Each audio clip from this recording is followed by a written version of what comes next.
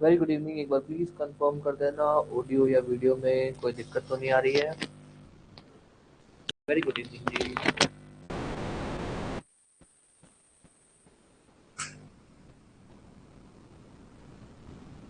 जी very good evening. एक बार please confirm कर देना ऑडियो या वीडियो में कोई दिक्कत तो नहीं आ रही, फिर अपने क्लास शुरू करें। चलिए ठीक है। सो लास्ट क्लास अपने जैसे कल जजमेंट राइटिंग की कर रहे थे, तो अभी अपने शायद दो दो लेक्चर से ऐसा चल रहा है कि अपने जजमेंट राइटिंग के अंदर जो हमारे इंपॉर्टेंट सेक्शन है अपने वो पढ़ रहे हैं कि भाई कौन कौन से ऐसे सेक्शन है जो अपने को जजमेंट राइटिंग के पर्पज से पता होने चाहिए। अ, वो सेक्शन कब लगेंगे ये हमको ध्यान रखना है। और कब लगने का मतलब ये है कि जजमेंट राइटिंग के हिसाब से हमको क्या बात बेसिक सी ध्यान रखनी है कि हम एटलीस्ट छोटी मोटी कंफ्यूजन में ना फंसे। बाकी तो विद जजमेंट राइटिंग जैसे जैसे अपने करते जाएंगे वैसे वैसे अपने उसको कंप्लीट करते जाएंगे। तो कल जो अपने ने सेक्शंस किए थे, किसी ने कोई ऐसा जिसने वो सेक्शंस रिवाइज किए हो ताकि मैं उससे क्वेश्चंस पूछ सकूं अगर पूछना चाहूं तो। कोई भी ऐसा जिसने वो सेक्शंस रिवाइज किए हो? किसी ने भी रिवाइज नहीं किए? हाँ जी। सपोज अगर मैं आपसे ये पूछूं कि मिसकैरेज के केस के अंदर आरोपी पे आप कौन सा सेक्शन लगाओगे, और अगर मान लो बिना कंसेंट के करवाया है तो वुमेन की कंसेंट नहीं थी तो?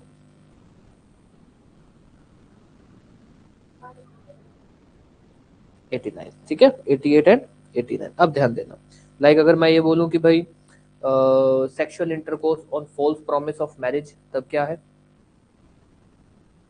ठीक है।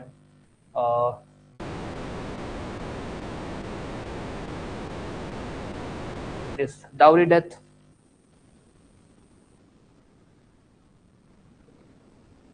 आगे पूरा कंप्लीट? 80 सबसेक्शन 2? नहीं, पूरा सब सेक्शन लिखना है। पहले क्या था, सब सेक्शन वाला गेम नहीं था आईपीसी में। अब सब सेक्शन भी ध्यान रखना है अगर है तो। पहले क्या था, इन्होंने क्या कर रखा था, जैसे मान लो डाउरी डेथ है, उन्होंने कर रखा था भाई डाउरी डेथ का ये सेक्शन है, बात ही खत्म। अब इन्होंने क्या सब सेक्शन कर रखे। हाँ जी।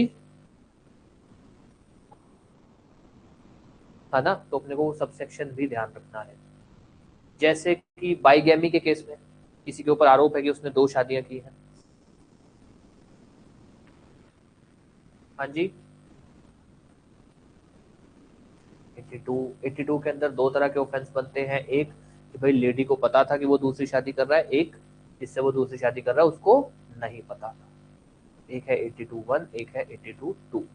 देखो ये चीज मैं आपको इसलिए बोल रहा हूँ कि भाई आप लोग बेसिक कवर कर लो, क्योंकि अगर मान लो मैं जजमेंट राइटिंग करवा रहा हूँ, आपको अगर यही नहीं पता ना कि यार कौन सा सेक्शन लगता कब है या कौन से ऑफेंस का सेक्शन क्या है, तो जब भी हम स्टार्टिंग करते हैं, क्योंकि कोई भी जजमेंट राइटिंग अगर अपने स्टार्टिंग करेंगे तो अपने उसके फैक्ट की बात करेंगे। जब हम फैक्ट की बात करेंगे तो हम यही बात करेंगे कि अच्छा ये बताओ उसने क्या क्या ऑफेंस किए हैं। आप अगर वो बता भी नहीं पाओगे, आप बिल्कुल ब्लैंक होगे, तो आप वहीं से ही पहले ही डिमोटिवेट हो जाओ कि यार मेरे को तो इतना ही नहीं पता, अब मैं आगे तो क्या ही करूंगा या क्या करूंगा। तो ये वो बेसिक्स हैं जो अगर हमको पता है ना, तो हमारे लिए जजमेंट राइटिंग कुछ मुश्किल नहीं। उसके बाद तो हमको बस यही होता है कि 2-4 जजमेंट राइटिंग के क्वेश्चन हम देख लें, उसके बाद तो आप खुद ही करने लग जाओ। मैं तो बस आपको रोज आके क्वेश्चन करवाया ही करूंगा कि ये क्वेश्चन है, ये इस ऑफेंस से या इस टॉपिक से रिलेटेड है, अब अपने इसको करते हैं। आपको तो बस एक तरह से फिर वो प्रैक्टिस होगा। तो सेक्शंस को थोड़ा याद करिए, एफर्ट डालिए, और एफर्ट डालना पड़ेगा, कोई एक्सक्यूज नहीं है। अगर आपको एग्जाम क्लियर करना है तो 2 चीजें हैं जिसपे आपकी कमांड आपको बनानी ही पड़ेगी, एक जजमेंट राइटिंग, दूसरा आपका एसेज। आप राजस्थान जुडिशरी का अगर वेटेज उठाते हैं तो 2 जजमेंट सिविल में आती है, 2 जजमेंट क्रिमिनल में आती है, 20 और 20 40। ऐसे कितने नंबर का है, 100 नंबर का। 300 में से 140 नंबर की जजमेंट राइटिंग और एसे है। तो मान के चलो भाई 50% का तो वेटेज है। आपका लॉ तो सिर्फ फ्री में आपको मदद करेगा, उसके बाद तो लॉ तो आपका सिर्फ 50% ही है मेंस के अंदर। जो भी स्टूडेंट जिसका जजमेंट राइटिंग अच्छा है, जिसके एसेज अच्छे हैं, उसका आराम से मेंस क्लियर होगा। अगर वो लॉ में एवरेज भी है तब भी वो इजीली आराम से एग्जाम क्लियर कर जाएगा। तो ये चीजें इंपॉर्टेंट है, इसको थोड़ा सीरियसली ध्यान दीजिए इन चीजों के ऊपर। ठीक है, चलिए अब आते हैं अपने आगे, कंटिन्यू कर देते हैं। तो अभी तक हम जो पढ़ रहे हैं, हमने जब इंपॉर्टेंट सेक्शंस पढ़ने चालू किए तो हमने सबसे पहले तो कौन सा टॉपिक उठाया था? अबेटमेंट, अटेम्प्ट, क्रिमिनल कॉन्स्पिरेसी वाला, ठीक है, पहले हमने वो किया। फिर हमने कल कौन सा किया था? वुमेन और चाइल्ड वाला, कि भैया अगर बच्चे को लेकर ऑफेंस होगा तो कौन कौन से हो सकते हैं, क्या सेक्शन हो सकते हैं, वुमेन को लेकर होगा तो कौन कौन से हो सकते हैं और क्या सेक्शन, जैसे सेक्शन 74, 79, वो सब अपने ने किया था। कोई दिक्कत, कोई समस्या, ताकि मैं आगे किसी को कुछ पूछना है तो, ताकि मैं आगे कंटिन्यू कर दूं। समस्या तो आपको तब होगी जब आपने पढ़ा हो, बट वो अभी तक आपने पढ़ा नहीं है। हाँ जी, कंटिन्यू कर दें। अब आ जाइए, अब आता है जिसको हम बोलते हैं ऑफेंस अफेक्टिंग ह्यूमन बॉडी। इसको हम ये बोल सकते हैं कि भाई पर्सन टू पर्सन क्या ऑफेंस हो सकते हैं। अगर एक आदमी किसी को जान माल का नुकसान पहुंचाता है तो वो क्या क्या हो सकते हैं। तो अगर हम बीएनएस या आईपीसी के हिसाब से बोले तो या तो होगा मर्डर का केस होगा, कल्पेबल होमिसाइड का केस हो जाएगा, अटेम्प्ट का केस हो जाएगा, attempt to murder, attempt to culpable homicide. उसके बाद डेथ बाय नेग्लिजेंस का केस हो जाएगा, नहीं एक्सीडेंट से किसी को मार दिया, ऐसा कुछ हो जाएगा। ये तो हो गया जिसमें किसी की जान जा सकती है या अटेम्प्ट का मामला लग जाता है, जान जा सकती है। उसके अलावा जान नहीं गई, आपने उसको कोई नॉर्मल छोटा मोटा इंजरी पहुंचा दी। एक है उसको घोर उपत्ति पहुंचा दी, ग्रीवियस हर्ट कोज कर दिया। उसके बाद क्या है, इसी को हर्ट को डेंजरस वेपन से, किसी को चाकू मार के हर्ट कोज किया, किसी को चाकू मार के ग्रीवियस हर्ट कोज किया। ये बेसिक्स हो गए। देन उसके बाद पब्लिक सर्वेंट को हर्ट कोज करना, ग्रीवियस हर्ट कोज करना पब्लिक सर्वेंट को। इस पर जजमेंट आई थी पिछले से पिछली बार इस टॉपिक के ऊपर। उसके अलावा कुछ भी ऐसा, पब्लिक सर्वेंट हो गया, ये हो गया। एक और बनता है, चलो लिख देते हैं, हर्ट ऑन प्रोवोकेशन, कि किसी ने आपको उकसाया, आपको गाली गलौज की, फिर आपने उसको जो भी नुकसान पहुंचाया। किसी ने आपको उकसाया, आपको गाली गलौज की, फिर आपने उसको नुकसान पहुंचाया। ध्यान देना, हर्ट को लेकर इतने हो सकते हैं। पहला क्या है, अगर आप किसी की जान लेते हो तो इनमें से कुछ होगा। अगर आप किसी की जान नहीं लेते हो, उसको नुकसान पहुंचाते हो तो इनमें से कुछ होगा। एक आता है जिसको हम बोलते हैं, अगर आप कोई भी ऐसा एक्ट करते हो जो किसी की लाइफ को एंडेंजर कर सकता है, एंडेंजरिंग लाइफ और पर्सनल सेफ्टी। ये बहुत इंपॉर्टेंट है, इस पे जजमेंट आई हुई है, ऑल्दो उसको काफी टाइम हो गया, बट इंपॉर्टेंट है। इससे कनेक्टेड सिनेरियोज चलते हैं। 2-3 सेक्शंस का एक ग्रुप है जो इससे कनेक्टेड चलता है, वो अपने बात कर लेंगे। फिर उसके बाद अगर अपने बात करें तो भाई हर्ट के साथ साथ, अगर कभी भी हर्ट का केस होगा ना, तो एक ऑफेंस है जो हमेशा चलेगा, वो है असॉल्ट का। अगर मैंने आपको हर्ट का सेक्शन लगा रहे हो तो आप असॉल्ट क्रिमिनल फोर्स का सेक्शन भी लगेगा, तो उसका एक ही सेक्शन है, वो अपने बात कर लेंगे। फिर एक ये है, ये हर्ट और ये एक साथ चलेंगे, हमेशा ध्यान रखना। कभी भी हर्ट का केस है, ग्रीवियस हर्ट का केस है, तो ये भी आप ध्यान रखोगे कि उसके अंदर आपका ये सेक्शन भी पक्का ही पक्का लगेगा। उसके बाद किसी का रास्ता रोकना, उसके बाद किसी को कमरे में बंद कर देना, किसी को कमरे में बंद कर देना। उसके बाद अब ये ध्यान रख लेना, एक तो है किडनैपिंग, जो अब नए जुड़े हुए हैं, organised crime, petty organised crime, ये नए जुड़े हैं।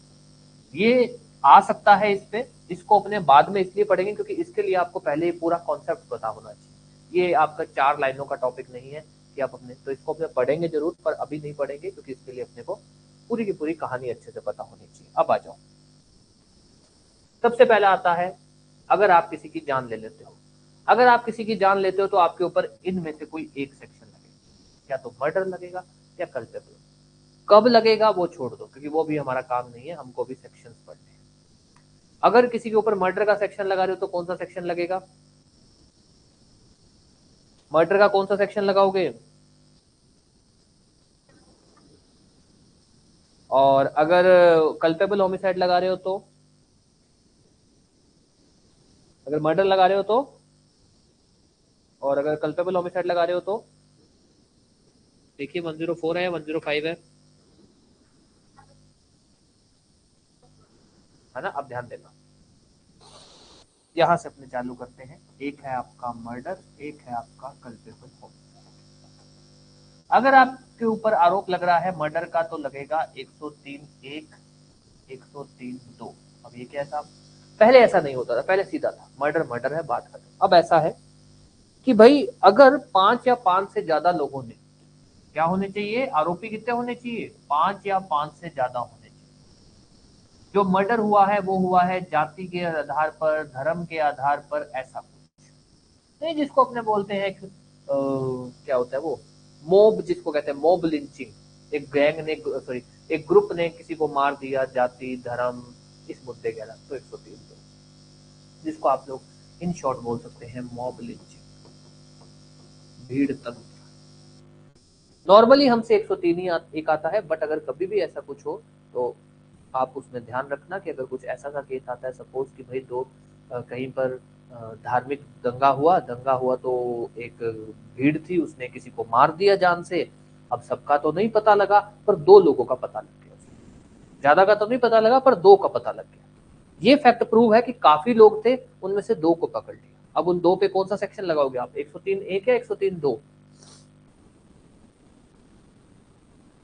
हाँ जी, 103(1) या 103(2)? मैं ये कह रहा हूँ कि भाई मान लो, जैसे अभी मान लो कहीं, अब तो क्या, एक बार एक वो दिल्ली में केस हुआ था कि एक कोई सेंट्रल रिजर्व पुलिस फोर्स का एक लड़का था, वो दिल्ली पे, वो अपने घर छुट्टी पे आया हुआ था। तो उसी समय उसके एरिया में नहीं, थोड़ा हिंदू मुस्लिम का विवाद हो रखा था। तो एक एक धर्म के कुछ ग्रुप आता, एक गैंग, एक मतलब भीड़ आती है, तो वो उनको जाता है समझाने, जाता है, पर वो लोग नहीं मानते, वो उसी पे हमला कर देते हैं और उसको मार देते हैं, अब ये तो नहीं पता लगा कितने लोग थे, मतलब ऐसा तो था कि भाई काफी लोग थे, 50-100 लोग थे, पर सबका तो नहीं पता लगा, पर 2 लोगों को पकड़ लिया गया। अब उन दोनों पे आप कौन सा सेक्शन लगाओगे?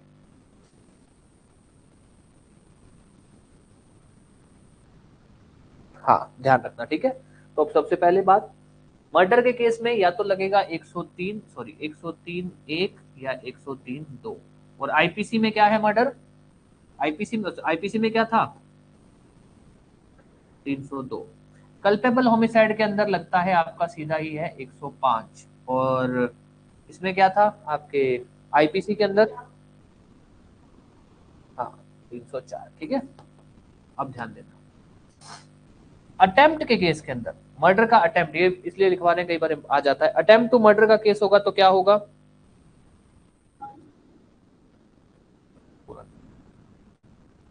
Attempt to murder, attempt to culpable homicide. तो ध्यान दे देना, 103 और 6, 109, और उसी के जस्ट अगला है 110। यहां पर था 307 आईपीसी, 308 आईपीसी। कोई भी डाउट, कुछ भी? हाँ जी। अब ध्यान दे देना, इंपॉर्टेंट है, ये जो डेथ बाय नेग्लिजेंस है ना आपका, सेक्शन 100, 3, 4, 5, 6, हाँ, अब ध्यान देना, ये यहां मत पढ़ना, आ जाओ। एक्ट एंडेंजरिंग लाइफ और पर्सनल सेफ्टी ऑफ अनदर, किसी का भी पर्सनल सेफ्टी अगर कुछ करता है, ये क्या है सर, क्या होता है कई बार अगर कोई भी बंदा, ऐसा कोई फैक्ट आता है आपके पास, एक जजमेंट आई हुई है ऐसी, जजमेंट कुछ ऐसी थी कि पुलिस वाले नाका लगा के खड़े होते हैं, तो वो एक ट्रक वाला आता है, उसको रोकते हैं, ट्रक वाला रोकता नहीं, वो क्या करता है, बैरिकेड तोड़ के भाग जाता है। फिर एक पुलिस वाला अपनी बाइक उसके पीछे लगा देता है, जब वो अपनी बाइक उसके पीछे लगाता है तो ट्रक वाला गाड़ी बहुत तेज चलाता है, पुलिस वाला उसको रोकने की कोशिश करता है, पर होता ये है कि भाई ट्रक वाला वो कोशिश करता है, पर ट्रक वाला बहुत तेज चला रहा होता है, तो जैसे ट्रक तेज चल रहा होता है बराबर, तो पुलिस वाले का क्या कहते हैं, बैलेंस बिगड़ जाता है, वो गिरता है, और ट्रक का जो पिछला टायर है वो उसके ऊपर से निकल जाता है और वो मर जाता है। दोबारा बोल रहा हूँ, रोकते हैं, नहीं रुकता है, तो वो उसके पीछे गाड़ी लगाते हैं, मतलब बाइक लगा लेता है, वो अगर ट्रक वाला बहुत तेज बाइक से ट्रक चलाता है, पुलिस वाला उसको रोकने की कोशिश करता है, जब वो ट्रक के बराबर आता है तो उसका बैलेंस बिगड़ जाता है और ट्रक के पिछले टायर के नीचे आके उसकी डेथ हो जाती है। अब ध्यान दें, यहां पर उसने जो वो गाड़ी तेज चलाई, वो उसने एक ऐसा एक्ट किया जिससे किसी का नुकसान हो सकता है, तो गाड़ी तेज चलाना। कभी भी आपके पास ऐसा केस है ना कि भाई वो कोई बंदा है, कोई बहुत गाड़ी तेज चला रहा था, उसने किसी में गाड़ी ठोक दी, तो ये सेक्शन हमेशा लगता है 125। इसको लेकर कोई भी डाउट? हाँ जी, इसको लेकर कोई भी डाउट? अब ध्यान देना, अगर इस एक्ट की वजह से डेथ हो जाती है तो फिर हम लगाते हैं 106। अब उस केस में हमने ये 106 क्यों लगाया? हमने इसलिए लगाया कि पिछले टायर के नीचे है, ट्रक वाले को नहीं पता लगेगा पिछला टायर, तो हम बोलते हैं भैया जानबूझ के तो नहीं मारा होगा उसने, इंटेंशन नहीं थी, जानबूझ के नहीं मारा, एक्सीडेंटली मर गया, तो इसलिए हम उस पर 106 लगाते हैं। वहीं अगर ये होता कि भैया वो ट्रक वाले के आगे उसने बाइक लगा रखी थी, उसका बैलेंस बिगड़ता है, गिरता है और ट्रक वाला उसके ऊपर से निकाल देता है, तब हम बोलते तुमने जानबूझ के मारा। कोई तुम्हारे आगे बाइक चल रही है, तुम ट्रक को बहुत तेज चला रहे हो, तो तुमको पता है कि अगर गिरता है तो तुम मर सकता है, मतलब ट्रक उसके ऊपर से निकल सकता है, वहां पर हम बोलते कि तुमको ये नॉलेज थी, तो इसलिए हमने उसके वो जजमेंट आई हुई अपने करेंगे उसको। तो यहाँ पर ध्यान देना, जो आपका सेक्शन 106 है, या तो 106 के साथ लिख लो 125 और 125 के साथ लिख लो 106, कि भैया ये साथ में चलते हैं। साथ में कैसे चलते हैं? कि भाई अगर कोई आदमी बहुत ही तेज गाड़ी चला रहा था, हाँ जी कुछ कह रहे हो, कुछ कह रहे हो क्या सोनू जी?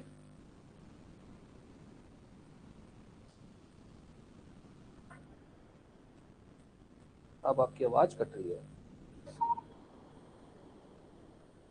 अच्छा हाँ, वो तो लगेगा, वो लगेगा, वो आपका वो अपने आगे पढ़ेंगे। ठीक है, पब्लिक न्यूसेंस वाला जो आप कह रहे हो, पर्सनल सेफ्टी वाला सेक्शन कह रहे हो ना? हाँ वो बाद, वो उसको बाद में पढ़ेंगे, ठीक है। तो अभी अपने यहाँ इतना ही ध्यान रखना, क्योंकि आपस में कनेक्टेड है, कि 106 के साथ 125, 106 के साथ 125 तो पक्का ही लगेगा। जब भी आप 106 लगाओगे उसके साथ 125 पक्का लगेगा। क्यों? क्योंकि जब आप खुद बोल रहे हो कि उसकी डेथ किस वजह से हुई है, बंदर ने केयरलेस काम किया है, तो केयरलेस काम किया है, 125 पे बात करता ही है कि अगर कोई आदमी ऐसा काम करता है, ये तो पक्का लगेगा। 125 के साथ 106 तब लगेगा अगर उस एक्ट की वजह से डेथ होती है, अगर डेथ नहीं होती तब हम नहीं लगाते हैं। इसको लेकर कोई भी डाउट कुछ नहीं, तो अब आप ध्यान रखेंगे, अभी मैं लिखवाऊंगा, ध्यान रखेंगे कि जो अपना पहला पार्ट है जिसमें अपने मर्डर और ये सब, आप सिर्फ मर्डर और कल्पेबल होमिसाइड को यहाँ ध्यान रखेंगे। डेथ बाय नेग्लिजेंस में आप ऐसा पढ़ेंगे कि 106 के साथ 125 पक्का चलेगा, 125 के साथ 106 तब लगेगा अगर उसके उस एक्ट की वजह से डेथ होती है, डेथ नहीं होती तब हम 106 नहीं लगाएंगे, पर अगर आप 106 लगा रहे हो तो 125 पक्का लगेगा। कोई भी डाउट कुछ भी किसी भी तरह का? हाँ जी ठीक है, अब इसको लिख लो, offences affecting human body, heading डाल दो ऑफेंसेस अफेक्टिंग ह्यूमन बॉडी। इसमें पहले लिखिए नंबर 1 मर्डर, मर्डर के केस के अंदर बीएनएस का है सेक्शन 103(1) या 103(2). 103(2) कब लगेगा? अगर आरोपी 5 या उससे ज्यादा है और जो डेथ हुई है वो किस ग्राउंड पे हुई है? जाति, धर्म या इसके आधार पर, मॉब लिंचिंग जिसको अपने बोलते हैं। तो पहला लिख लो मर्डर, मर्डर में 103(1) या 103(2). 103(2) कब लगेगा? Mob lynching. आईपीसी का ये कौन सा सेक्शन है? आईपीसी का है 302। आईपीसी के अंदर मॉब लिंचिंग के बारे में नहीं है, तो वहां हम 302 ही लगाते हैं सिर्फ। कल्पेबल होमिसाइड में लिख लो कि भाई 105 बीएनएस और आपका क्या नाम है आईपीसी का है 304 आईपीसी, बस इतना लिख लो। फिर उसके बाद लिख लो attempt to murder 109, attempt to murder 109 BNS 307 IPC, attempt to culpable homicide 110 BNS 308 IPC, बस इतना, इतना ही।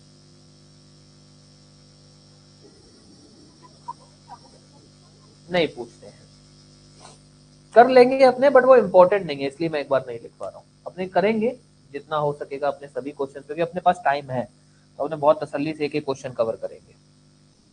क्वेश्चंस कवर करने में टाइम नहीं लगेगा, क्योंकि मान लो एक क्वेश्चन रोज हो जाएगा, अगर आपने एक बार फॉर्मेट और सेक्शन जो बेसिक है वो कवर कर लिया, फिर तो एक क्वेश्चन रोज हो जाता है।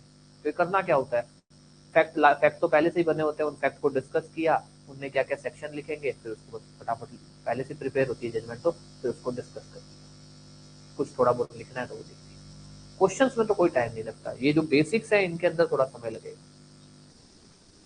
क्वेश्चंस तो आप ये मान लो कि भाई अगर अपने क्रिमिनल के कितने क्वेश्चन बना लेंगे, मैक्सिमम है कि 20-30 क्वेश्चन बनेंगे। स्पेशल लॉ जोड़ेंगे 30 एक बन जाएंगे, अगर पोक्सो एनआईए ये सब जोड़ेंगे तो 30 क्वेश्चन क्या मैक्सिमम 30 क्वेश्चन अगर करने बैठे तो 2 महीना, ज्यादा से ज्यादा, उससे ज्यादा तो लगेगा। लिखवा दूं आगे, murder culpable homicide attempt to murder ये लिख लिया।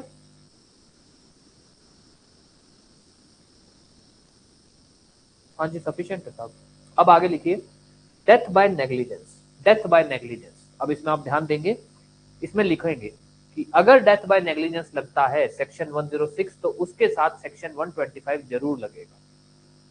डेथ बाय नेग्लिजेंस अगर लगता है तो 106, अगर लगता है तो 125 जरूर लगेगा।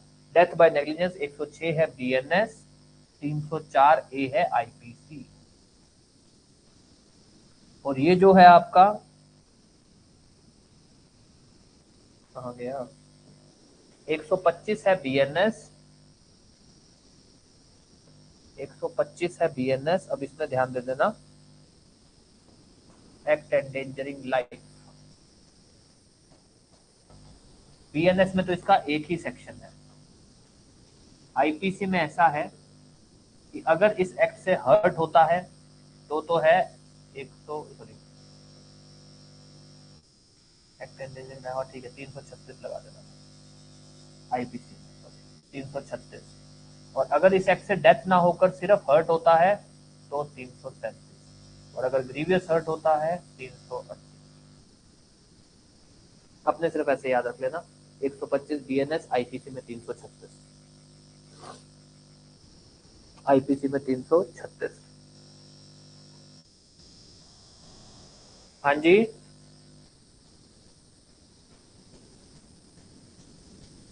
एक मिनट रुको यार, आपकी आवाज मेरे को बहुत कम आ रही, क्या कह रहे हैं आप?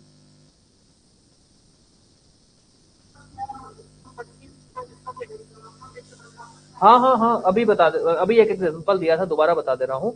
इसी पे एक जजमेंट आई हुई है।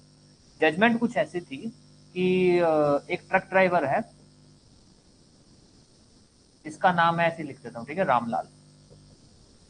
पुलिस वाले बैरिकेड लगा के खड़े होते हैं, इसको रोकते हैं, ये नहीं रोकता है, फिर बैरिकेड के ऊपर से निकाल देता है। तो पुलिस वाले क्या कहते हैं, इसके पीछे पुलिस वाला होता है, बाइक इसके पीछे भगाता है। ये क्या करता है, ट्रक के ऊपर बहुत तेज ट्रक भगाता है, ठीक है, ये भी ट्रक को भगाता है, सड़क के ऊपर ट्रक तेज भगाता है। अब इसने तेज भगाया मतलब एक ऐसा एक्ट किया जिससे किसी को नुकसान होता है। भाई आप ट्रक तेज भगा रहे हो, गाड़ी तेज भगा रहे हो, कुछ भी ऐसा कर रहे हो तो किसी का नुकसान हो सकता है। तो आपने क्या किया, एक नेग्लिजेंट एक्ट किया, एक केयरलेस एक्ट किया जिससे किसी को नुकसान हो सकता है। अब कोई एकदम से आगे आ जाए तो वो मर सकता है, तो उसने ये एक्ट कर दिया। फिर क्या होता है, उसमें ये फैक्ट आता है कि भैया पुलिस वाला क्या होता है, उसको रोकने की कोशिश करता है, ट्रक के बराबर बाइक लाता है, वो रुकता नहीं है, पुलिस वाले का बैलेंस बिगड़ता है और ट्रक के पिछले टायर के नीचे वो आके मर जाता है। तो जब उसने बाइक गाड़ी तेज चलाई तब तो उसने क्या कर दिया, 125 एक्ट एंडेंजरिंग लाइफ और पर्सनल सेफ्टी, गाड़ी तेज चलाना, केयरलेसली कोई कंस्ट्रक्शन करना, ये सब। और क्योंकि उसके अगले टायर, एक तो था अगले टायर में, पुलिस वाला ट्रक के पीछे आगे चल रहा था, तो आपको पता है भैया अगर ये गिरता है तो मर सकता है, ट्रक के नीचे आ सकता है, तो वहां तो हम बोल सकते हैं आपको नॉलेज थी। पर वो पिछले टायर के नीचे आया, उसको कैसे पता लगेगा वो कब गिर गया, कब ट्रक के नीचे आ गया। तो पिछले टायर के नीचे हम मर्डर नहीं लगा सकते, कल्पेबल होमिसाइड नहीं लगा सकते, हम लगाएंगे 106 डेथ बाय नेग्लिजेंस। तो यहाँ पर अपने 125 और 106 दोनों लगाते हैं। बीएन उस समय आईपीसी हुआ करता था, तो हमने लगाया था 336, 304। एक और होता था, एक और है, मतलब अभी भी 270। हाँ जी, लगेगा लगेगा, पर वो अभी अपने कर नहीं रहे इसलिए नहीं लिखवा रहा हूँ। 336 तीसरा और लगता है इसमें 279, पर वो अभी तक अपने ने किया नहीं है इसलिए मैं लिखवा नहीं रहा हूँ। 3 सेक्शन लगेंगे।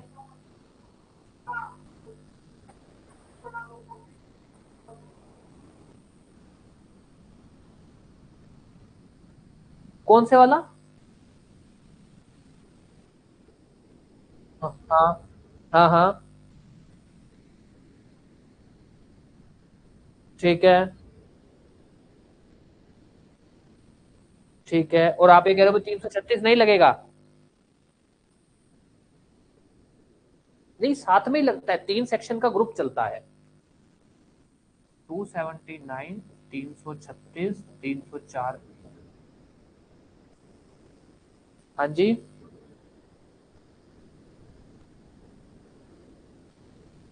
ऑफेंस तो है पर सेक्शन तो लगाएंगे।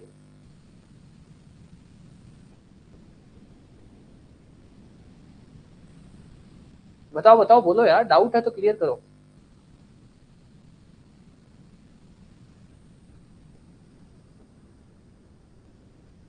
हाँ, वो जरूरी नहीं है, पर अगर उसके एक्ट की वजह से किसी को हर्ट होता है तो फिर 336 नहीं 37 लगाते हैं। ग्रीवियस हर्ट होता है तो 300, ये पुरानी बात कर रहा हूँ। ये मैं पुरानी बात कर रहा हूँ।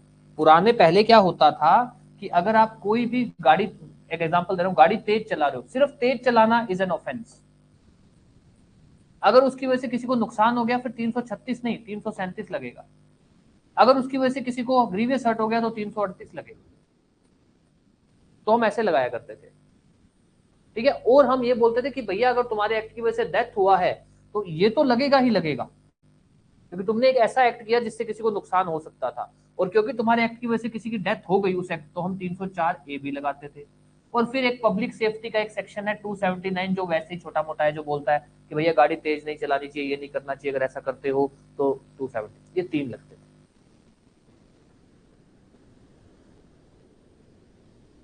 हाँ, तीनों लगाते हैं, ठीक है। तो इसमें क्या है, तीनों लगते थे। अब क्या है, बीएनएस ने क्या कर दिया, कॉन्सेप्ट बदल दिया। बीएनएस ने कहा कि यार आप जो ये 336, 37, 38 अलग अलग रखते थे ना, कि अगर तुम कोई भी ऐसा एक्ट करते हो जिससे किसी को नुकसान हो सकता है, एक 336, अगर उस एक्ट से हर्ट होता है तो 337 लगाओगे, ग्रीवियस हर्ट होता है 338। उसने कहा नहीं, एक ही सेक्शन कर दो 125, बात ही खत्म। हर्ट हो रहा है, ग्रीवियस हर्ट हो रहा है, कुछ भी नहीं हो रहा, 125, बात ही खत्म। अगर उसकी वजह से डेथ हो गया फिर 125 के साथ जोड़ दो आप 106। अगर डेथ हुआ है तो, नहीं हुआ तो 106 नहीं आएगा। फिर उसके बाद एक बचा हुआ 280। इसीलिए हम बोलते हैं कि भैया, जो तीन पहले हम बोला करते थे 336 के साथ 304 ए और 279 तीनों चलते हैं। बस ध्यान रखना है, अगर डेथ हो रहा है तो 304 ए आएगा, वरना वरना नहीं आएगा। और अब हम उसी में ये बोलने लगे हैं कि जैसे 106 के साथ, जो 106 आपका डेथ बाय नेग्लिजेंस है। अब जैसे मैं आपको एक बात बोलूं,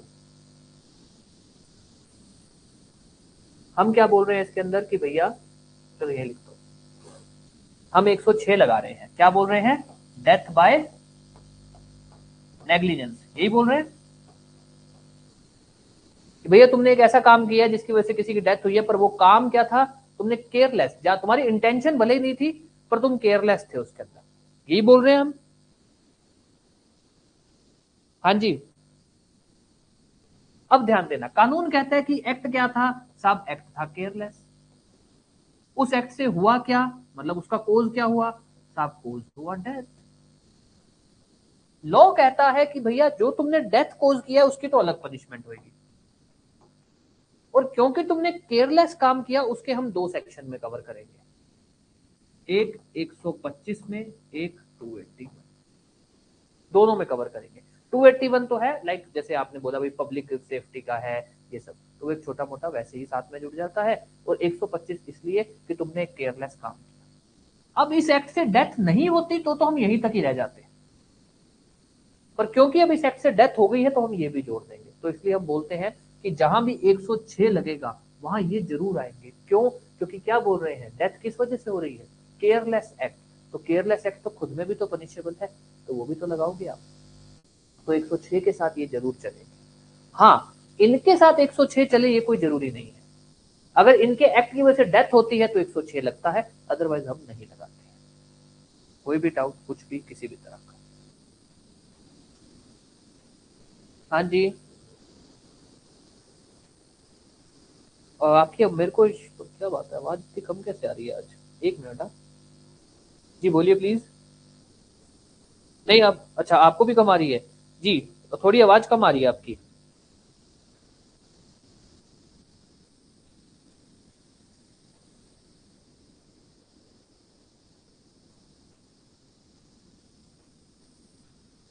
दोबारा बोल देंगे एक बार, मेरे को आपकी आवाज कम आई थी, अब आ रही है, दोबारा बता देंगे।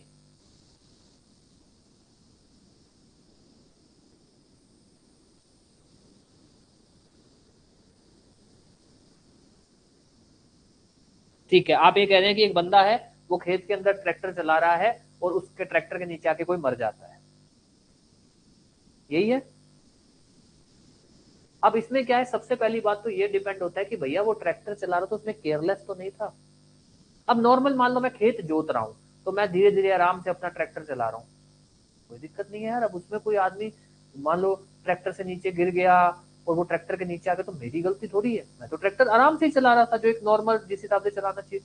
अब मैं वहां पर ट्रैक्टर से कर रहा हूँ स्टंट, लगा हुआ हूँ ट्रैक्टर को बिल्कुल तेज घुमा रहा हूँ, ड्रिफ्ट कर रहा हूँ, ये कर रहा हूँ, वहां तो मैं केयरलेस।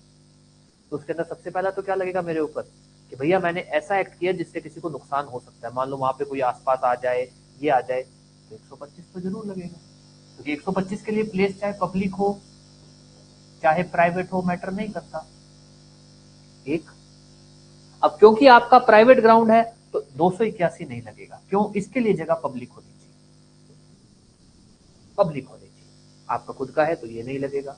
अब आती है बात कि भाई अगर मान लो मैं ट्रैक्टर तेज चला रहा था, ट्रैक्टर के साथ में नहीं, वो अपने जो होता है बैठने वाला, वहां पे कोई बंदा बैठा था और एकदम से ट्रैक्टर उछलता है, और वो ट्रैक्टर उछलता है तो वो भी उछलता है और नीचे गिरता है, और ट्रैक्टर के पिछले टायर के आके नीचे वो मर जाता है। अब यहाँ पर सबसे पहले तो ये देखा जाएगा मैं केयरलेस था क्या, मैं केयरलेस था, मैं ट्रैक्टर तेज चला रहा था, बहुत मतलब ध्यान नहीं दे रहा था, और उसकी वजह से डेथ हुई है, तब मेरे को 106 भी लगे। तो हम 125 और 281 में सिर्फ इतना बोल सकते हैं, 125 तो हर जगह लगेगा, 281 सिर्फ पब्लिक प्लेस में आता है, पब्लिक प्लेस के केस में आएगा, प्राइवेट में नहीं हम लेते हैं। क्योंकि अगर आप अपनी जमीन पे आप ट्रैक्टर कितना भी तेज चला लो, पब्लिक का तो उसमें कोई नुकसान नहीं है, ऐसा तो नहीं कह सकते कि इससे पब्लिक को कोई नुकसान हो सकता है। तो हम इसलिए ये 281 नहीं लगा, अगर प्राइवेट प्लेस का मामला है। हाँ जी, जी डाउट क्लियर हुआ।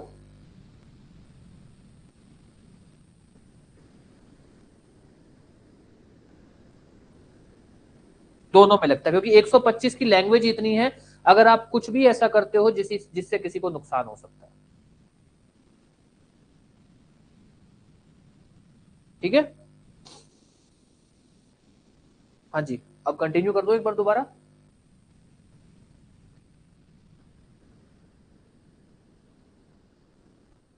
पोजिंग नहीं, अभी अभी एप्लीकेबल नहीं है, अभी नहीं, अभी नहीं है ना, अभी 106 का दो अभी तक एप्लीकेबल नहीं है, तो अपने 106 एक ही ना। हाँ जी,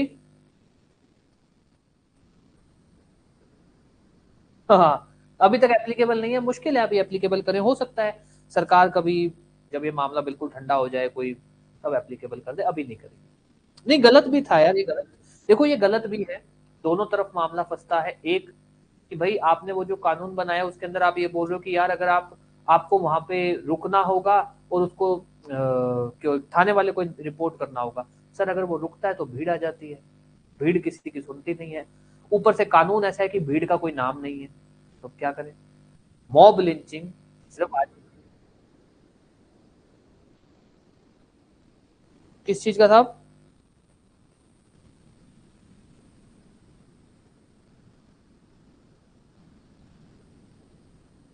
नहीं नहीं नहीं नहीं नहीं, 20 क्लोज 3 का वायलेशन नहीं है, उसमें ये कहा गया है इतना सा कि भाई आपसे अगर कोई एक्सीडेंट होता है तो आप इन्फॉर्म करिए, अगर आप नहीं इन्फॉर्म कर रहे हो तो आपको, तो वो फाइन तब लगाया अगर आप इन्फॉर्म नहीं करते हो तो।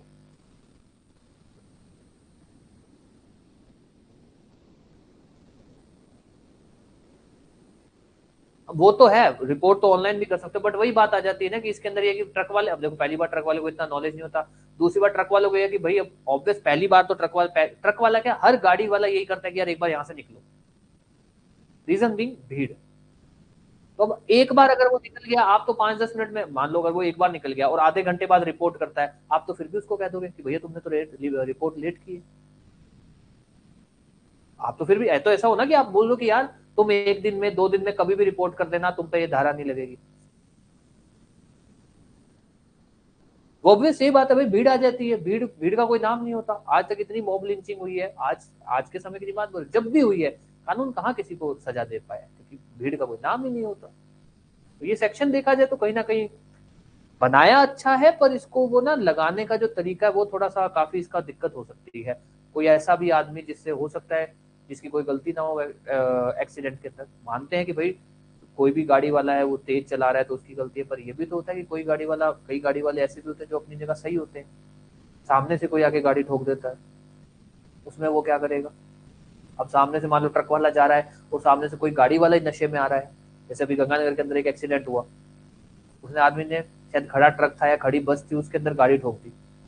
वो इतने नशे में था कि उसको गाड़ी मतलब उसको इतने नशे में था कि उसको ब्रेक क्या उससे मतलब ब्रेक दबाना छोड़ो, उससे रेस से पैर ही नहीं उठा, तो गाड़ी बिल्कुल ही ट्रक या जो बस था उसके नीचे चली गई। तो उसमें उसकी क्या गलती है? अब ऐसा कुछ हो जाए तो वो बेचारा क्या करेगा? आप तो उसको बोल के बैठे हो कि भैया तुम रिपोर्ट करो, और वो रिपोर्ट करने जाएगा तो पहली बात वो वहां रुके तो भीड़ उसको बोलेगी तूने ठोक दी। भीड़ तो ये भी नहीं देखती कि भैया रॉन्ग साइड में कौन था, हो सकता है ट्रक वाला अपनी साइड में सही होगा, वो तो ये भी नहीं देखेगी कि रॉन्ग साइड में कौन था। वो बात आती है, जैसे अभी होता ही है, हर बार होता है। जैसे अभी थोड़े टाइम पहले ये हनुमानगढ़ के आसपास ये कोई एक्सीडेंट हुआ, तो बस वाले से कोई एक्सीडेंट हो गया तो उसकी बस जला दी थी। तो भाई बात तो सुन लो आप, पहली बात आप लोग कौन होते हो सजा देने वाले? अगर सब कुछ भीड़ को ही करना है तो फिर कानून बनाए किस लिए हुए हैं? तो ये सेक्शन थोड़ा सा इसको लगाना अभी बहुत रिस्की है। ठीक है, चलो अब आ जाओ। हाँ जी।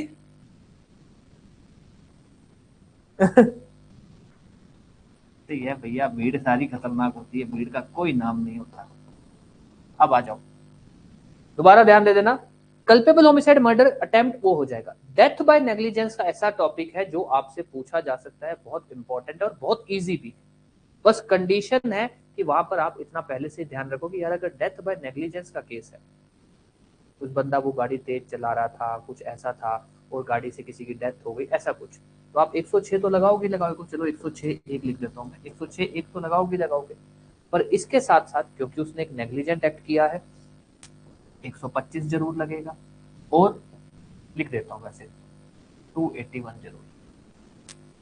125 बोलता है आप कोई भी ऐसा एक्ट करते हो जिससे किसी को नुकसान हो सकता है, ये चाहे पब्लिक प्लेस हो चाहे प्राइवेट प्लेस हो, मैटर नहीं करता।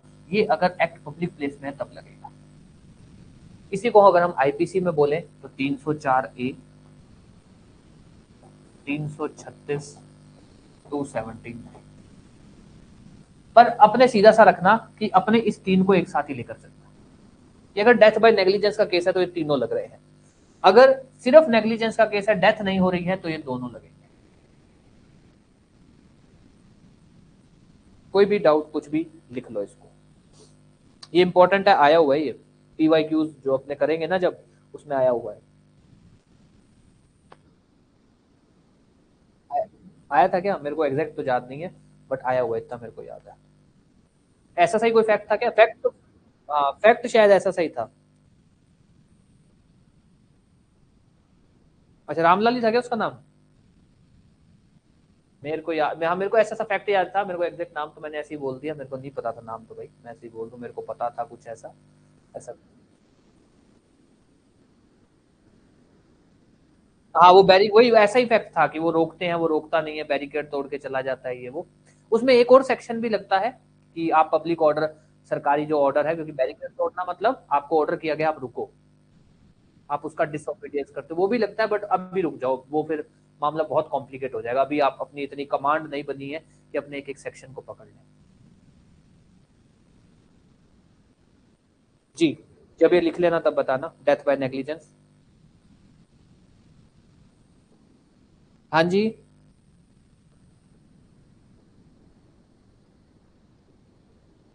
तब 125 तो लगेगा ही लगेगा, 281 नहीं लगेगा। ओ सॉरी, 125 तो लगेगा ही लगेगा, 281 भी लगेगा। 281 प्राइवेट प्लेस में नहीं लगेगा। अगर प्राइवेट प्लेस है ना तब हम इसको नहीं लगाएंगे, बस 125 तो लगेगा ही लगेगा हर जगह। 125, 336 ये तो लगेंगे ही लगेंगे। ये जो आखिरी सेक्शन है ना तीसरा, ये डिपेंड करता है बस। हालांकि आप मत पढ़ो इन चक्कर में, आप तो सीधा लिख लो कि ये तीनों लगेंगे। क्योंकि हमारे पास केस हमेशा पब्लिक प्लेस का ही आएगा। वही मैं कहने वाला, भाई प्राइवेट प्लेस आदमी अपने घर में तो तेज गाड़ी चला नहीं सकता, इतना तेज है। ठीक है, हाँ, तो घर वाले ही मार देंगे, पहली बात तो ये। ठीक है, उसके बाद किसी के घर में इतनी जगह भी नहीं होती है कि वो अपने घर में ही तेज गाड़ी चला ले। उसके बाद दूसरी बात आ गई भाई खेत वेत के अंदर, तो ऐसा है कि जो ये जजमेंट बनाने वाले जो लोग हैं, जो आपका पेपर बनाने वाले हैं, वो इतने होते ही नहीं है कि उनका गांव गांव देहात की तरफ ध्यान जाए। वो लोग जो ये नहीं जो चलते रहते हैं मामले से, उन्हीं में से कोई जजमेंट उठाते हैं। तो ज्यादातर मामले ऐसे ही आते हैं। अगर इसके बेस इस टॉपिक पे आएगा तो ऐसे ही आते हैं जो उठाए होते हैं, जो पब्लिक नहीं, जो नॉर्मली कोर्ट में चलते रहते हैं। तो नॉर्मली कोर्ट में यही मामले आते हैं, पब्लिक प्लेस वाले। ठीक है, लिख लो फटाफट।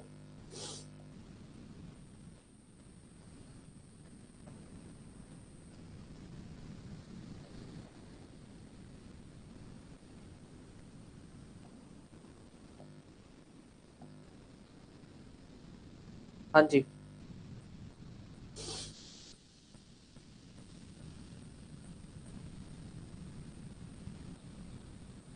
लिखवा दूं आगे, इसको लिख लिया। अब आ जाओ, अब ध्यान दे देना। कल्पेबल होमिसाइड मर्डर में फिर भी इतना कोई गड़बड़ नहीं होती है। आपका डेथ बाय नेग्लिजेंस में तो अब आप याद कर चुके हो, इतना डिस्कशन हो गया, आपको याद आ जाएगा कि 3 सेक्शन लगते हैं। याद रखना 3 सेक्शन लगते हैं, कौन कौन से लगते हैं वो हो गया। अब आ जाओ हर्ट वाला। हर्ट वाला क्या है, इस बार नहीं, इससे पिछली बार जजमेंट राइटिंग पे आया था। पुलिस वाले को केस कुछ ऐसा था कि पुलिस वाले ना किसी को पेशी के ऊपर लेकर जा रहे थे। वो आदमी क्या करता है, टॉयलेट करने के बहाने गाड़ी रुकवाता है, जाता है, तो उसके साथ एक कांस्टेबल जाता है। वो कांस्टेबल के एक थप्पड़ थप्पड़ मतलब मुक्का मारता है, पंच मारता है, और वहां से भाग जाता है। ठीक है, जितने भी सेक्शन लगे एक बार छोड़ दो। एक उसने क्या किया, अगर उसने मुक्का मारा तो कांस्टेबल को क्या कोज किया, कांस्टेबल को क्या कोज किया अगर उसने मुक्का मारा तो असॉल्ट तो किया, या तो असॉल्ट बोल दो, हर्ट कोज किया कि नहीं किया। अब ध्यान देना, हर्ट असॉल्ट हमेशा साथ में चलेंगे, हमेशा साथ में चलेंगे। अगर कोई भी ऐसा जजमेंट आ रहा है आपके पास जिसमें आप हर्ट लगा रहे हो, तो आप असॉल्ट का सेक्शन जरूर लगाओगे। या अगर आपका ध्यान असॉल्ट पे जा रहा है तो आप हर्ट का सेक्शन जरूर लगाओगे। मतलब हर्ट ग्रीवियस हर्ट एक ही बात है, हर्ट या ग्रीवियस हर्ट, असॉल्ट, ये सब दोनों सेक्शन, दोनों जो टॉपिक है ये एक साथ चलते हैं। दोनों के सेक्शन एक साथ चलाओगे, और अपने भी अभी एक साथ ही कवर करें।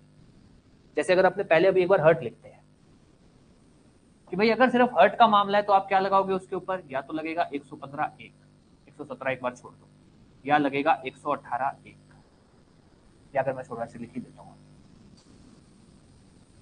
हर्ट चालू होता है 115 एक से, फिर आता है 117 एक, फिर आता है 118 एक, फिर आता है 118 दो, फिर आता है 121। अब ध्यान देना, अगर मामला है सिर्फ हर्ट पोज करने का, छोटी मोटी मारपीट थप्पड़ मुक्की ऐसी, 115 एक। अगर मामला है ग्रीवियस हर्ट पोज करने का, 117 एक।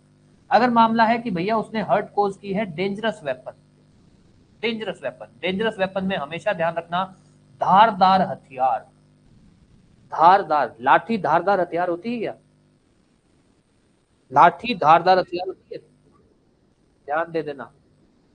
हाँ जी, हाँ। अब ध्यान देना, एक बार एक जजमेंट आई थी, उसने क्या किया, ऐसा कोई फैक्ट ऐसे थे कि उसने ना लाठी मारी पैर पे, उसका पैर तोड़ दिया। अब अपना कहाँ ध्यान गया कि डेंजरस वेपन नहीं साहब, सिंपल ही लगेगा। आपको नॉलेज हो जाती है, आप सोचते हो कि यार उसने उसका पैर तोड़ दिया, सिर्फ उस पर इतनी सजा होगी। सर, लाठी डेंजरस वेपन नहीं है, आप यही लगाओगे, बात ही खत्म। अगर डेंजरस वेपन से ग्रीवियस हर्ट कोज करता है तब ये लगेगा।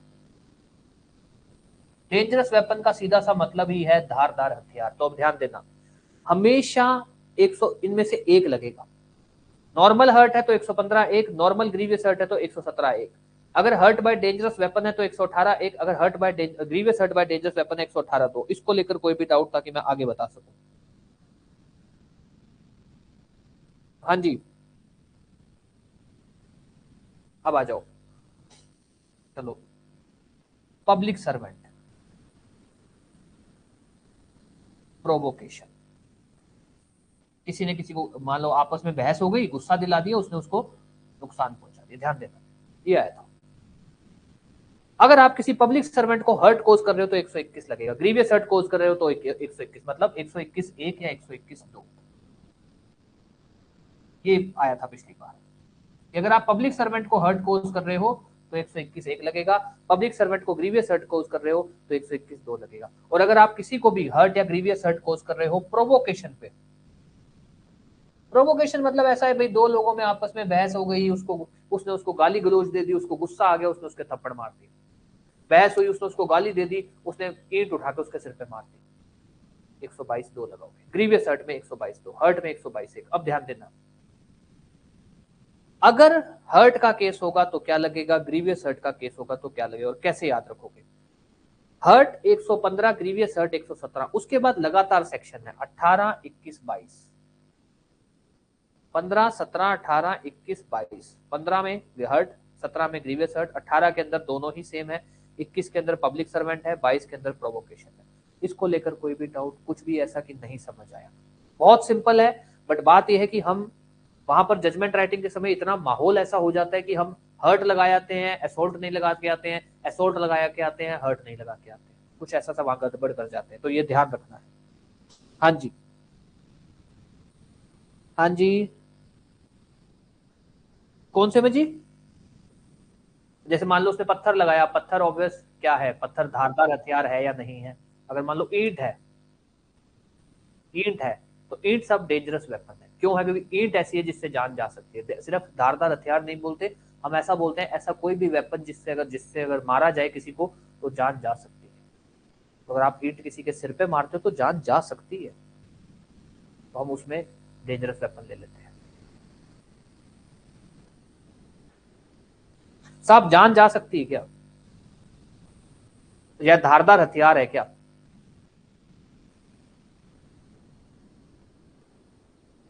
वही मैं कह रहा हूं, धारदार हथियार है क्या?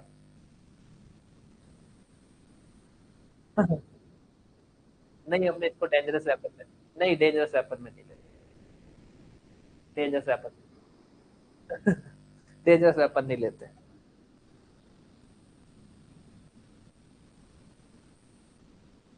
डेंजरस वेपन नहीं लिया जाएगा इसको।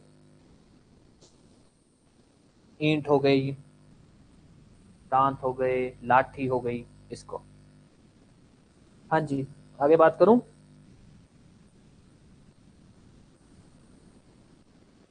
अब ध्यान देना, कहाँ गया। जब भी आप 121 लगाओगे उसके साथ 132 जरूर लगाओगे। 121 पब्लिक सर्वेंट को हर्ट या ग्रीवियस हर्ट कोजना, 132 पब्लिक सर्वेंट को असोल्ट या क्रिमिनल फोर्स उसके ऊपर करना, मतलब उसके साथ असोल्ट करना। जब भी आप इनमें से कोई भी सेक्शन लगाओगे आप 131 जरूर लगाओगे। जब भी आप इनमें से कोई भी सेक्शन लगाओगे 133 जरूर। एक बार याद चेक करके बताना, असॉल्ट क्रिमिनल फोर्स 133 है ना, ऑन प्रोवोकेशन, गलत हो तो बता देना, ठीक है? 133 एक बार चेक करके बताना, 133 ही है क्या? असॉल्ट और criminal force on provocation, provocation. नहीं यार 133 नहीं साहब, 133 नहीं है, चेक करना ही गलत है। 132 है पब्लिक सर्वेंट का, तो इसका कि अगर कोई किसी को गुस्सा दिला दे और वो उसको असोल्ट कराता है तो, हाँ, ये तो 132 ही है साहब। अच्छा, पब्लिक सर्वेंट वाला ये 133 वाला मेरे को ऐसा लग रहा था गलत है। अब ध्यान दे देना, अब ध्यान दे देना, ये आप ध्यान रखोगे क्योंकि ये पिछले से पिछली बार जजमेंट आई थी, और गलती मैं बता देता हूं जो गलती हुई थी। हाँ दोबारा बता रहा हूं जो गलती हुई थी। आप क्या होता है, जब भी मारपीट का केस होता है, ऐसा कुछ होता है, आप क्या करते हो, हर्ट या ग्रीवियस हर्ट तो लगा देते हो, आप असोल्ट लगाना भूल जाते हो, या आप क्या करते हो, कंफ्यूज हो जाते हो कि कौन सा लगेगा। तो सिंपल सा है, हर्ट के अंदर जो आपसे ऑफेंसेस बन सकते हैं वो 1, 2, 3, 4, चार काइंड के। पहला, या तो सिंपल हर्ट या ग्रीवियस हर्ट का केस होगा। दूसरा, हर्ट या grievous hurt by dangerous weapon होगा। तीसरा, हर्ट या grievous hurt to public servant होगा। चौथा होगा प्रोवोकेशन, कि गुस्सा आ गया साहब, इसने मेरे को गाली दी, मेरे को गुस्सा आ गया, मैंने कोज कर दिया। नॉर्मल होगा तो 115 या 117 का मामला बनेगा। डेंजरस वेपन होगा तो 118 एक या 118 दो का मामला बनेगा। पब्लिक सर्वेंट को अगर आप मारपीट करते हो तो 121 एक या 121 दो बनेगा।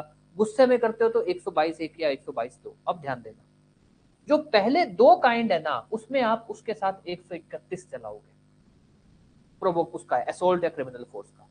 जो तीसरा काइंड है उसके साथ आ जाएगा 132, ये 121, 121 और 11 132।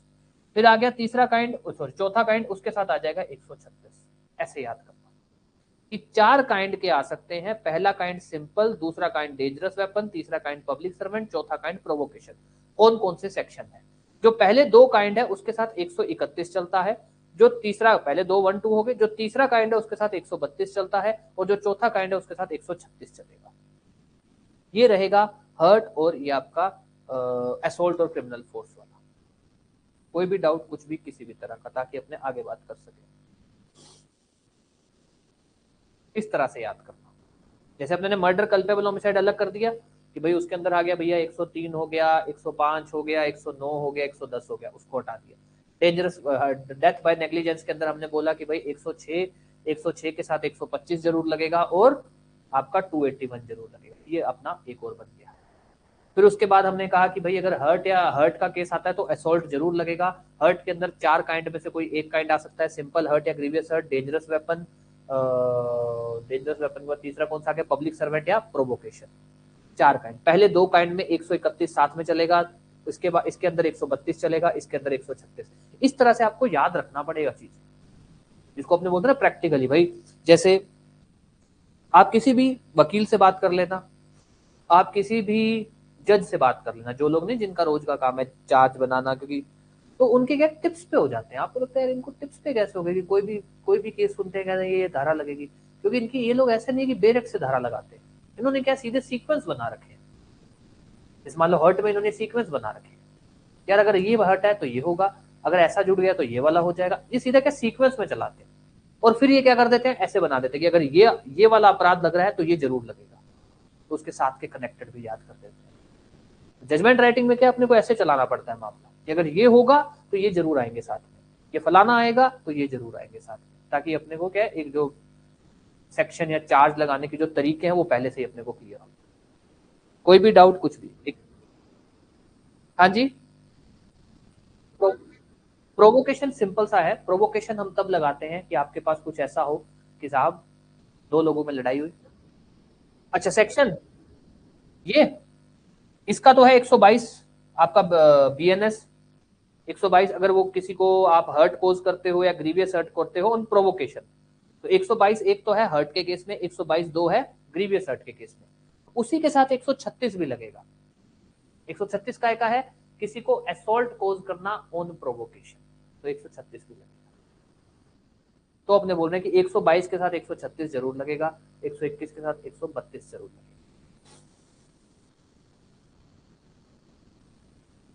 हाँ जी, अब आगे कंटिन्यू कर दूं, लास्ट टॉपिक रह गया है बस। अब आ जाइए, रॉन्गफुल रिस्ट्रेंट, रॉन्गफुल कन्फाइनमेंट। अब ध्यान देना, इस पे एक जजमेंट आई हुई है, फिर रॉन्गफुल रिस्ट्रेंट पे आई हुई है। जजमेंट कुछ ऐसी थी कि साहब ए और बी, ऐसे ए और बी है, वो बी ना आ रहा होता है स्कूटर से, और ए क्या करता है, बी स्कूटर से आ रहा होता है, ए क्या करता है उसके सामने आता है, उस पर गोली चलाता है, पर गोली जो है बी के कंधे पे लगती है और बी गिर जाता है, ए वहां से भाग जाता है। क्या हुआ, ए बी स्कूटर से आ रहा होता है, ए उसके सामने आता है, वो उसके ऊपर गोली चलाता है, गोली उसके कंधे पे लगती है, बी गिरता है और वो भाग जाता है। अब बताओ क्या उसने रॉन्गफुल रिस्ट्रेंट किया कि नहीं किया? उसका रास्ता रोका।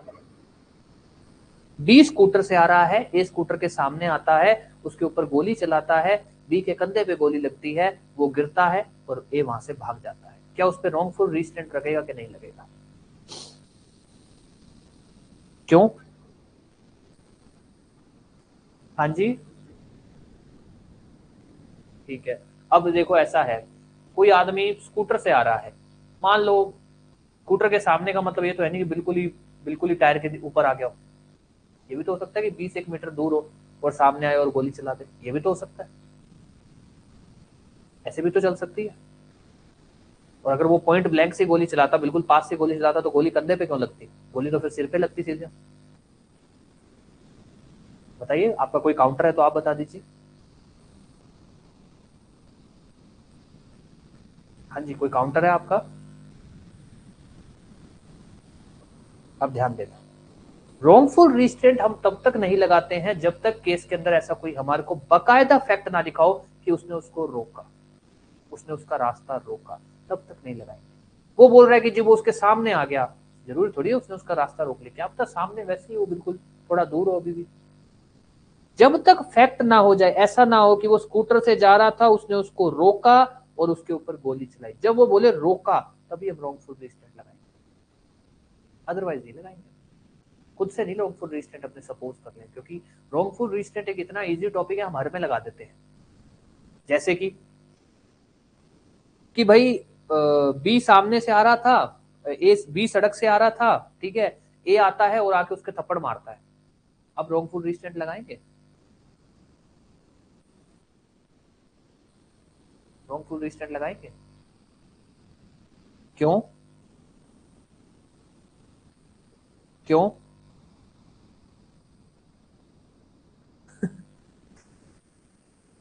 बताओ, रॉन्गफुल रिस्ट्रेंट लगाएंगे? हाँ, अपने नहीं लगाएंगे। जजमेंट राइटिंग का सिंपल सा रूल है कि भैया आप रॉन्गफुल रिस्ट्रेंट तभी लगाओगे अगर तथ्य में ऐसा कुछ लिखा हुआ है कि उसने उसका रास्ता रोका। हो सकता है ऐसा हो कि वो आ रहा था और उसने बिल्कुल आते हुए रुका तो है ही नहीं, उसको वो रुका तो है नहीं, आते उसके सीधे थप्पड़ मार दिया, भाई वो रुका तो था ही नहीं, तो कैसे रॉन्गफुल रिस्ट्रेंट लगा दोगे? या तो ये हो कि भाई उसने उसको रोका, फिर भी वो आगे चलने लगा, उसने उसको धक्का मारा और फिर उसके थप्पड़ मारा, तो अपने बोले कि भैया तूने उसको रोका, फिर वो आगे जो प्रैक्टिकली होता है अपने वो प्रैक्टिकल चले जाते हैं कि यार वो इधर से आ रहा होगा, ये इधर से आएगा, इसने उसको रोका होगा, उसने फिर भी उसको बोला होगा कि मेरे को रोक कैसे रहा है, उसने उसके थप्पड़ मार दिया होगा, जरूर थोड़ी ऐसा ही। फैक्ट जब अपने को बोल ही नहीं रहा कि उसने उसको रोका, तो हम क्यों रॉन्गफुल रिस्ट्रेंट लगाएंगे? ये चीज आप रॉन्गफुल रिस्ट्रेंट के केस में हमेशा ध्यान रखोगे, या आपके जजमेंट राइटिंग में आप लोग बार बार फंसोगे इसके अंदर, वरना जब तक नहीं लिखा हुआ रॉन्गफुल रिस्ट्रेंट नहीं लगेगा। लिखा हुआ है, कोई ऐसा तथ्य है जिससे आप बोल सकते हो कि भैया जो ये आरोपी है उसने उसका रास्ता रोका, तभी आप रॉन्गफुल रिस्ट्रेंट लगाओगे। कोई भी डाउट इस बात को लेकर? अब ध्यान दे देना, अब कुछ भी नहीं। रॉन्गफुल रिस्ट्रेंट के केस में आप लगाओगे 126(2), और रॉन्गफुल रिस्ट्रेंट कब लगेगा? अगर हमारे पास बिल्कुल ऐसा फैक्ट हो कि उसका रास्ता रोका, बिल्कुल ऐसा फैक्ट हो, स्टॉप, ऐसा कुछ भी, रास्ता रोका या स्टॉप। उसके बाद रॉन्गफुल कन्फाइनमेंट आप तभी लगाओगे अगर उसको बिल्कुल कमरे में बंद कर दिया है, अगर उसके पास एक भी रास्ता खुला था तब रॉन्गफुल कन्फाइनमेंट नहीं लगाओगे।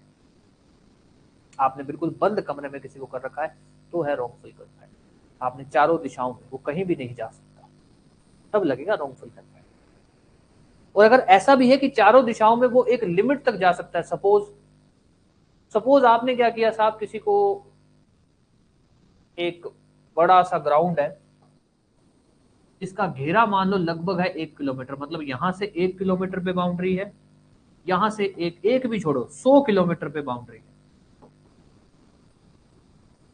और उसको ये है कि भैया तू इधर 100 किलोमीटर, इधर 100 किलोमीटर, इधर 100 किलोमीटर, इधर 100 किलोमीटर, कहीं भी चला जा, कोई आपत्ति नहीं है, इससे बाहर नहीं जा पाएगा, क्या ये रॉन्गफुल कन्फाइनमेंट है?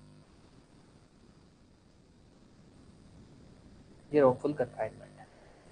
हमें कोई फर्क नहीं पड़ता कि भाई आप बोल दो कि 100 किलोमीटर तो वो अपनी जिंदगी में नहीं पूरा कर पाएगा, वो अलग बात है, पर एक लिमिट तो लग गई ना, इससे बाहर नहीं जा सकते।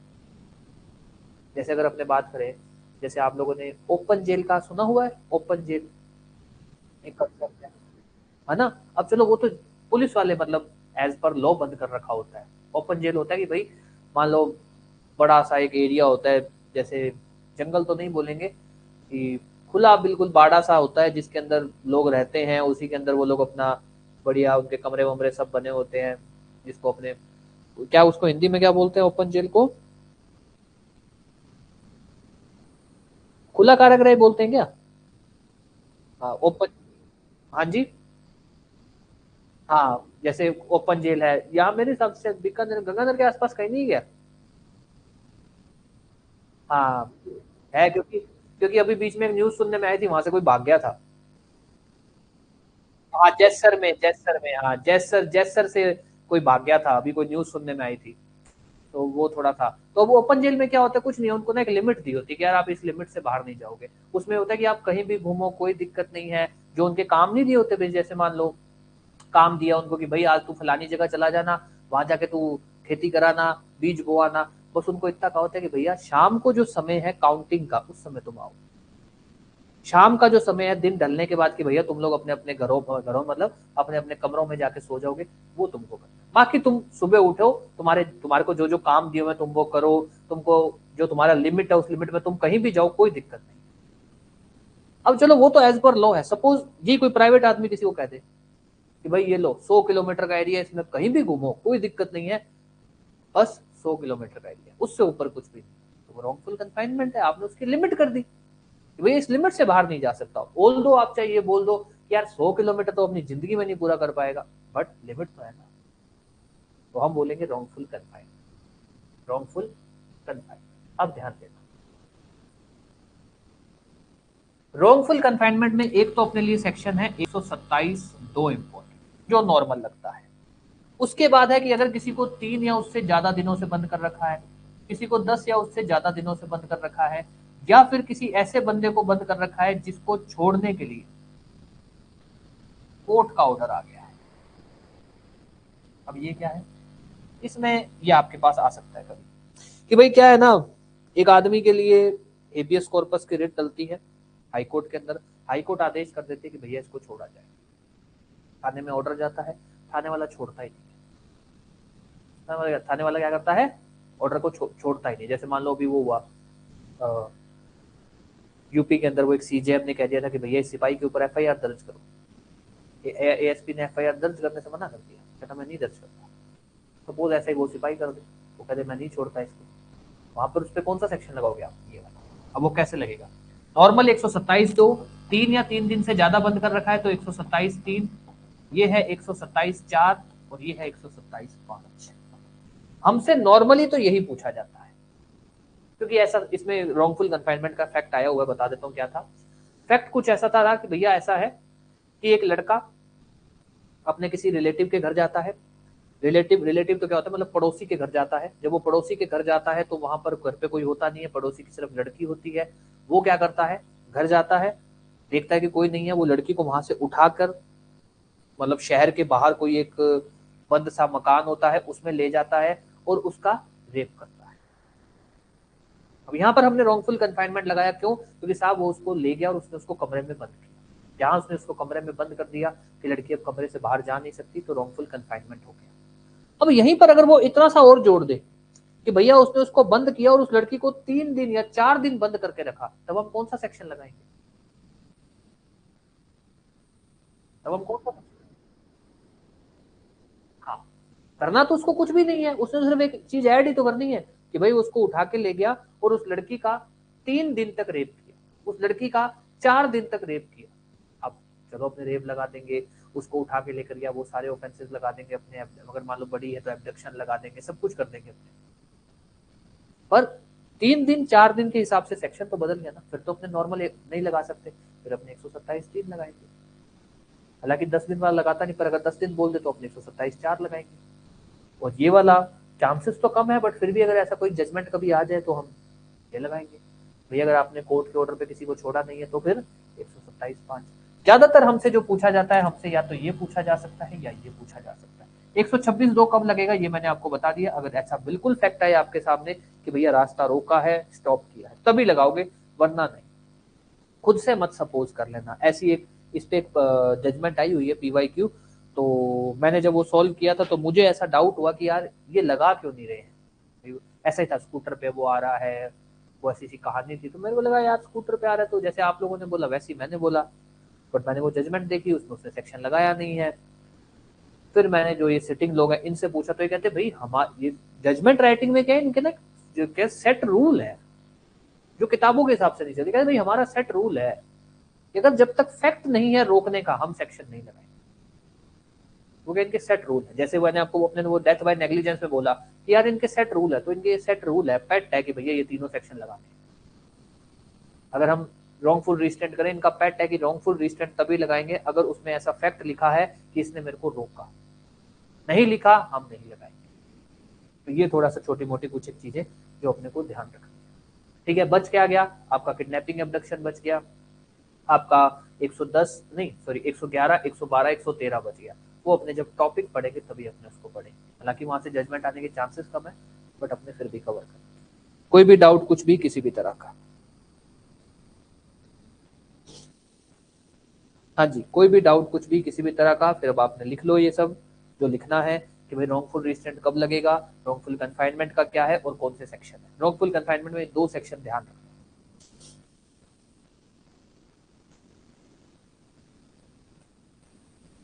39-40 आईपीसी में लिख दो भाई। 341 आईपीसी, 342 आईपीसी, 343 आईपीसी, ये 344 हो गया, 345 हो गया।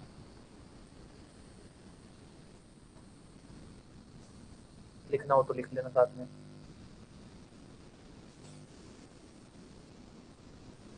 हाँ जी, नहीं पेयर तो वैसे फैक्ट के हिसाब से है, बट कोई सेट पेयर नहीं है कि अगर ये लगेगा तो पक्का ही लगेगा, ऐसा कुछ नहीं।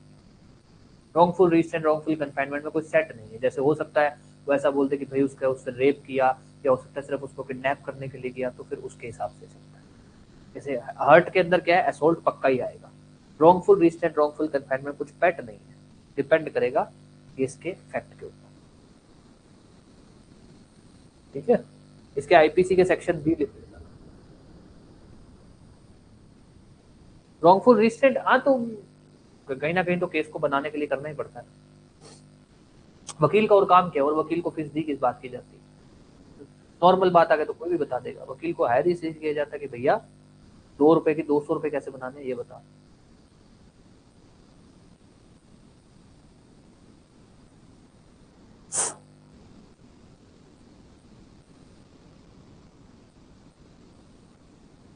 हाँ जी,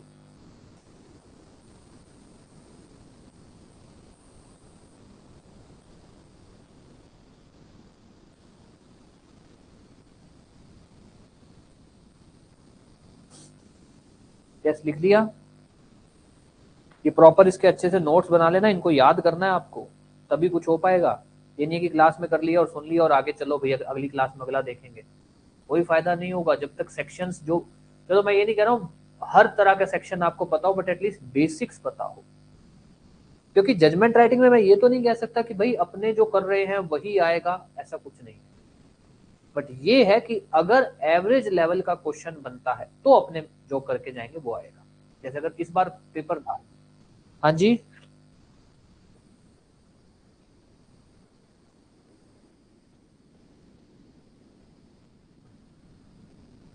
इसके,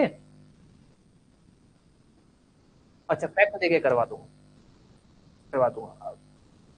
ठीक है, वैसे आपके आईपीसी के जो एमसीक्यूज है ना उसमें अपलोड होंगे वो, बट फिर भी मैं करवा दूंगा। ठीक है, अब जैसे मैं आपको आज ही बता देता हूँ कि भाई देखो जैसे जजमेंट राइटिंग है, अगर मैं पिछले से पिछली जजमेंट राइटिंग की बात करूँ, जो कौन सा पेपर था वो 2024 वाला, उसके अंदर वो जो क्रिमिनल वाला आया था वो कौन सा था, वो ये पब्लिक सर्वेंट वाला था। अब उसके अंदर 2 सेक्शन तो हर कोई लगा पा रहा था, ये एक तो असॉल्ट और एक हर्ट वाला। तीसरा जो है कोई नहीं लगा पा रहा था। ठीक है, वही आप तो भाई आपका तो कोई कमी नहीं है आप में, तो वैसे बात कर रहा हूँ। अरे ऐसा कुछ नहीं है, एक किस्मत की बात होती है, वैसे बात कर रहा हूँ। ठीक है, अब क्या होता है कि अपने जजमेंट राइटिंग को सिर्फ इतना कर सकते हैं कि बेसिक अगर आता है या एवरेज आता है तो अपने को पता हो।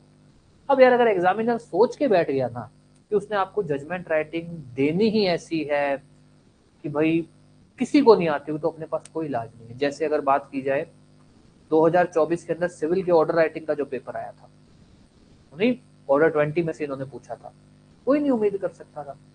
जो सिटिंग जज थे जब उनको, हाँ जी, हाँ अब जो सिटिंग जज थे ना, जैसे बाहर आए, ठीक है, तो मेरे साथ के जो थे तो हम लोग साथ ही गए थे पेपर देने। ठीक है, तो जो मेरे साथ के जो लोग बने हुए थे तो लोग वेट, तो हम बाहर गए, मैंने उनको पेपर दिखाया, मैंने कहा पेपर दिखाया तो क्या, वो पेपर बताया कि भाई ऐसे ऐसे कुछ क्वेश्चन था। तो भैया ये तो हमारे को भी नहीं पता भाई इसमें क्या होता है, क्योंकि उस समय तो फैक्ट याद थे ना, तो उनको एज इट इज फैक्ट बताया। तो यार ये नहीं पता इसमें क्या होगा यार। तो अगर एग्जामिनर ने अगर सोच के बैठ गया ना कि भाई आपको उसने क्वेश्चन ही ऐसा देना है कि आप, तो आप कुछ नहीं कर सकते। अपने तो ये है कि भाई अगर एवरेज, जैसे इस बार का था, इस बार क्या इन्होंने एवरेज क्वेश्चन पूछे, चाहे क्रिमिनल हो चाहे सिविल। तो जो बच्चा सिविल की judgement writing, order writing, criminal की जजमेंट राइटिंग को अच्छे से करके गया था, उसको फायदा मिला होगा। तो इन्होंने आपके ऑर्डर राइटिंग में ऑर्डर 39 पूछ लिया, सिविल में भी वो जो भी पूछा था वो इजी सही था, फिर क्रिमिनल में भी आपके दोनों बेसिक ही क्वेश्चन पूछे थे। भाई अपने तो ये है कि अपने प्रिपेयर कर सकते हैं एवरेज के लिए, कि अगर एवरेज आता है तो हम कर जाएंगे, और अगर कुछ बहुत ही एक्सेप्शन आ गया तो फिर देखा जाएगा। बट एटलीस्ट ये तो कि अगर एवरेज आता है तो उसमें तो हमसे अच्छा कोई ना हो, और ज्यादातर चांसेस में एवरेज ही आता है। ठीक है, तो इसलिए प्लीज थोड़ा सा ध्यान दे दो, कर लो। बाकी तो मेहनत तो आप ही की है कि भाई पढ़ोगे तो आप ही की मेहनत है, नहीं पढ़ोगे तो आपका नुकसान है। अपने को तो फीस आ चुकी है, आपकी इच्छा है पढ़ो चाहे ना पढ़ो। जी, कोई भी डाउट कुछ भी किसी भी तरह का?